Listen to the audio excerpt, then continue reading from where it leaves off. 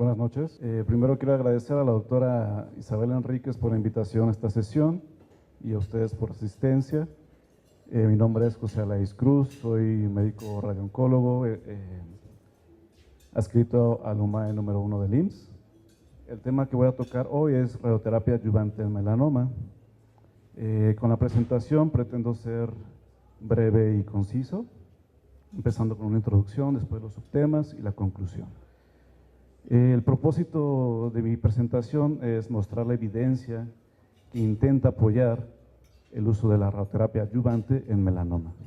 Escrito está que el tratamiento primario para el melanoma es la resección del tumor primario y de los ganglios linfáticos afectados. El uso de la radioterapia en este contexto, en el melanoma, ha sido controversial. Primero porque se ha creído y durante muchos años que es un tumor radioresistente. La historia comenzó en 1913 con Simpson. Él fue uno de los primeros en tratar nevos negros con radiación. Él mostró que las respuestas eran completas utilizando estos tratamientos y rápidas y afectando muy poco a la piel circundante. Sin embargo, fue considerado esta práctica como imprudente y era de esperarse, ya que habían pasado escasos 15 años desde el descubrimiento de los rayos X. La controversia continuó y fue hasta 1930, en los años 30, cuando Ellis empezó a tratar pacientes con radiación, mostrando respuestas buenas en estos pacientes, y fue uno de los primeros en sugerir que el melanoma era un tumor altamente variable, con muchos factores que afectaban la radiosensibilidad. Sin embargo, precisamente fue en los años 30 y 40 cuando la mayoría de los médicos consideraban al melanoma como radioresistente a pesar de no tener un sustento científico. Inclusive esta creencia fue propagada por los libros de texto populares de la época. Inclusive hubo algunos, por ejemplo el de Matt Key, quien escribió un capítulo desalentador del melanoma y la radioterapia. Los autores escribieron que a pesar de los buenos resultados obtenidos ocasionalmente, es nuestra opinión que no se debe confiar en la irradiación por cualquier técnica para curar estas lesiones. Por lo tanto, la fama de estos tumores de ser menos radiosensibles y menos radiocurables continuó. Fue hasta 1960 cuando Herringel publicó 25 años de experiencia en el tratamiento de melanoma con radioterapia. En su estudio publicó que las supervivencias globales eran similares a la cirugía. Sin embargo, a pesar de este prometedor estudio, en aquella época surgieron avances en el control de infecciones, en la anestesiología y por lo tanto disminuyó la morbilidad y la mortalidad quirúrgica y por lo tanto, y como tal, la cirugía se convirtió en el tratamiento preferido. La controversia continuó y fue hasta en los años 70 cuando aparecieron los primeros reportes de la radiobiología del melanoma. Ellos observaron que en las curvas de supervivencia celular tenían un hombro prolongado a diferencia de otros tumores, lo que significó dos cosas. Primero, que estos tumores tenían una capacidad de reparación inusualmente elevada, y la segunda, para tener buenas respuestas se tenía que utilizar mayores dosis por fracción, es decir, el hipofraccionamiento. Siguieron los estudios de radiobiología con resultados variables y aquí viene la primera conclusión de mi plática. Y quizás la definición más completa hasta la fecha del melanoma desde el punto de vista de radiobiología. Son tumores heterogéneos, es decir, de naturaleza variable, y no deben considerarse universalmente como radioresistentes. Posterior a esto surgieron varios estudios clínicos de los cuales mostraron que la radioterapia puede tener un papel significativo en el tratamiento del melanoma, siempre y cuando cumplieran ciertas circunstancias. Haciendo un paréntesis, había mencionado que los estudios de laboratorio decían que con el hipofraccionamiento se iban a obtener mejores respuestas. Ya en los estudios clínicos se ha observado que no hay una diferencia entre utilizar un hipofraccionamiento y un fraccionamiento convencional. Sin embargo, la mayoría de los especialistas prefieren el hipofraccionamiento porque hay más experiencia en la literatura y pues se entrega en menor tiempo. Volviendo a aquellas circunstancias en donde la radioterapia puede tener un papel significativo, hablamos de la adyuvancia. La podemos dividir en adyuvancia al sitio primario y adyuvancia a la cadena ganglionar. En cuanto al sitio primario, es raramente utilizada después de la incisión adecuada de un melanoma primario, aquí hablando específicamente de los márgenes. La excepción puede ser el melanoma neurotrópico desmoplásico. Este subtipo raro de melanoma representa el 1 o 4% de los casos, se presenta en edades avanzadas, se presenta principalmente en la cabeza y tiene la peculiaridad, a diferencia de los otros, que la recurrencia a distancia es baja, pero tiene altas tasas de recurrencia local, desde un 40 a un 50%, dependiendo de las condiciones adversas patológicas. Fue así que se decidió explorar el papel de la radioterapia en estas circunstancias. Aquí hice un cuadro donde pongo las publicaciones más populares y citadas en los libros de texto, en las guías internacionales de tratamiento. Todos los que están en negro son estudios retrospectivos. Lo que quiere decir, el que está en rojo es el único estudio fase 3 y como vemos está en proceso todavía.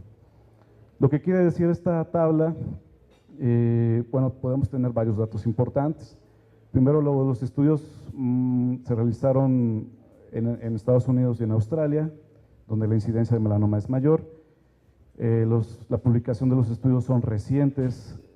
Los años de recolección de los pacientes se iniciaron posterior a los datos sugeridos por la radiobiología, es decir, en el año 70. Y la naturaleza de estos, como sabemos, la naturaleza de los estudios retrospectivos pues tienen varios sesgos. Uno de los principales pues es el número de pacientes. Todos estos pacientes fueron tratados con cirugía al sitio primario, algunos recibieron radioterapia adyuvante. El seguimiento de estos pacientes fue corto, promedio de 7 años, y los resultados. Bueno, antes de decir los resultados, he de mencionar que algunos estudios utilizaron fraccionamientos convencionales, otros hipofraccionamientos y otros utilizaron ambos tipos de fraccionamiento. De los resultados, he de mencionar que el único que no mostró beneficio al usar la radioterapia fue el de Chen, en 2008. Sin embargo, el resto de los estudios mostraron que había un impacto significativo en el control local, con tasas de recurrencia local desde 0% versus 48%, tasas de control local a 5 años del 95% versus 66%, todos a favor de la radioterapia adyuvante. La mayoría de estos estudios fueron enfocados hacia el melanoma neurotrópico. Los estudios que están abajo son pocos, pero son los que evaluaron el resto de los subtipos del melanoma y concluyeron básicamente los mismos resultados. Hay buenas tasas de control local y bajas tasas de recurrencia. Observamos algunas curvas de Kaplan-Meier de los estudios donde vemos lo que acabo de mencionar. Hay un impacto significativo en el control local a favor de la radioterapia adyuvante versus la cirugía sola. Como conclusión de esta primera parte, la radioterapia adyuvante al sitio primario provee un control local y debe considerarse en pacientes con estas características adversas, independientemente del tipo histológico, del subtipo, los márgenes positivos o cercanos en donde la reescisión no es factible, aquellos con recurrencia, satelitosis, invasión perinumbral, y para el subtipo desmoplásico neurotrópico se debe considerar también en aquellos pacientes que tienen Breslow mayor de 4 milímetros con ulceración o satelitosis, independientemente del estado de los márgenes. En cuanto a la radioterapia al sitio ganglionar, es un tema controvertido. Como sabemos, el riesgo de recaída después de la disección ganglionar va entre un 15-20%, hay algunos donde se reportan menos del 10%. Sin embargo, hay ciertas circunstancias en donde esta recurrencia aumenta hasta un 50%. Basado en las series quirúrgicas, los factores adversos en donde que pueden aumentar la recaída son la extensión extracapsular, más de 4 ganglios involucrados, 4 más, tamaño de 3 centímetros o más, que la localización sea cervical y que la disección no sea terapéutica. Por otro lado, sabemos que la recurrencia regional puede ser significativamente mórbida. Son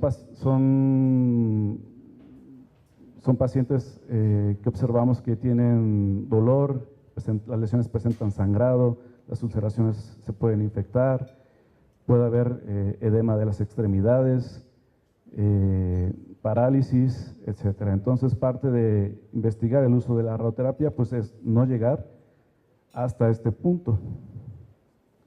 Nuevamente, esta es una tabla donde muestra las publicaciones más populares y más citadas. Los que están en negro son estudios retrospectivos, los que están en rojo son estudios prospectivos, pero no son fase 3. De igual forma, se utilizaron varios esquemas de tratamiento, fraccionamiento convencional, hipofraccionamiento o ambos fraccionamientos. El primer estudio que intentó responder si la radioterapia era útil en este contexto fue el RTOG 9302. Sin embargo, se cerró tempranamente debido a la falta de acumulación de pacientes. Los siguientes estudios realmente fueron desalentadores, ya que no observaron algún beneficio en la supervivencia libre de enfermedad y en la supervivencia global. También observaron que no había beneficio en el control local. Sin embargo, a partir del 2006 surgieron varios estudios fase 2. El más famoso es el del grupo australiano, donde sus resultados pues, fueron muy alentadores. Ellos encontraron que la tasa de recurrencia local era baja en el grupo, al utilizar la radioterapia adyuvante de hasta 6.8% en comparación a los controles históricos. Sin embargo, no hay un impacto en la supervivencia global. A 5 años es muy baja, de hasta un 36%. Estos hallazgos fueron comprobados con otros estudios fase 2, mismos resultados, mejores tasas de control local, bajas tasas de recurrencia, sin embargo, bajo impacto en la supervivencia global. Un estudio famoso retrospectivo es el de Agrawal, famoso porque tiene mayor número de pacientes estudiados, de más de 600, y lo que encontró él, bueno, de hecho fue el único estudio que ha demostrado que la radioterapia puede tener un impacto en la supervivencia libre de enfermedad. Siguieron surgiendo varios estudios retrospectivos y finalmente en el 2012 fue publicado un estudio fase 3, un estudio aleatorizado, multicéntrico, internacional, multiinstitucional, donde se incluyeron pacientes de 16 instituciones ubicados en Australia, Nueva Zelanda, Holanda y Brasil. Sus resultados pues comprueban los resultados de los estudios previos. Hay un impacto significativo en el control local, bajas tasas de recurrencia, y en su actualización a 6 años, que es el de abajo, esta tendencia continuó. Hay una tasa de recurrencia baja a favor del grupo de radioterapia significativo, sin embargo no hay impacto en la supervivencia global debido pues, a la falta de control de las recurrencias a distancia. Estos son algunas curvas donde muestran lo que ya mencioné. Hay un impacto en el control local, las líneas se preservan, sin embargo, al hablar de supervivencia, pues las curvas caen. Aquí nuevamente, las curvas de los diferentes estudios, el control local está a favor de la radioterapia adyuvante, y la gráfica de adelante, el de Agrawal, primero tenemos el de control local que se muestra a favor de la radioterapia, y la que sigue pues es la de supervivencia libre de enfermedad, en donde también hay un impacto significativo a favor de la radioterapia adyuvante. Estas son las gráficas del grupo australiano. Hay bajas tasas de recurrencia en el lado de radioterapia, sin embargo, al hablar de supervivencia global, no se permanecen similares. Parte de la preocupación de utilizar la radioterapia adyuvante pues son los efectos adversos. Sabemos que la radioterapia no es un tratamiento inocuo. Hay que recalcar, muy curioso, que lo que más preocupa a los que hicieron los estudios es la aparición del linfedema. Se pensaba que al utilizar la radioterapia aumentaban los índices del linfedema. Sin embargo, los estudios arrojaron que realmente no es así, a excepción de cuando se irradia la región inguinal. Ahí sí podemos aumentar hasta en un doble la aparición del linfedema. Lo que también puede ocasionar la radioterapia es que el linfedema puede aparecer pronto. Sin embargo, si se siguen los pacientes a largo plazo, al final no hay diferencias entre la aparición del linfedema con la cirugía sola. Entonces, parte de utilizar la radioterapia pues, es evitar las recurrencias y evitar consigo su morbilidad. Como conclusión de esta parte, pues la radioterapia nuevamente tiene un impacto significativo en el control local, no hay un impacto en la supervivencia global. Basado en el estudio fase 3, las recomendaciones para utilizar la radioterapia son pacientes que tengan estas características: extensión extracapsular, ganglios parotídeos que tengan presente 1 o más, ganglios cervicales que tengan 2 o más o sean de 3 centímetros o más, ganglios axilares que estén presentes 2 o más o 4 centímetros de tamaño o más, los inguinales 3 o más, con un tamaño de 4 centímetros o más y la enfermedad recurrente. Y como último, lo que dicen las guías americanas, pues la radioterapia no es un tratamiento, no es considerado dentro del tratamiento estándar debido a la falta de impacto en la supervivencia global. Es considerado como una evidencia 2B, es decir, basado sobre una evidencia de menor nivel, como ya vimos. Sin embargo, hay un consenso de la NCCN de que la intervención es apropiada. Es todo de mi parte.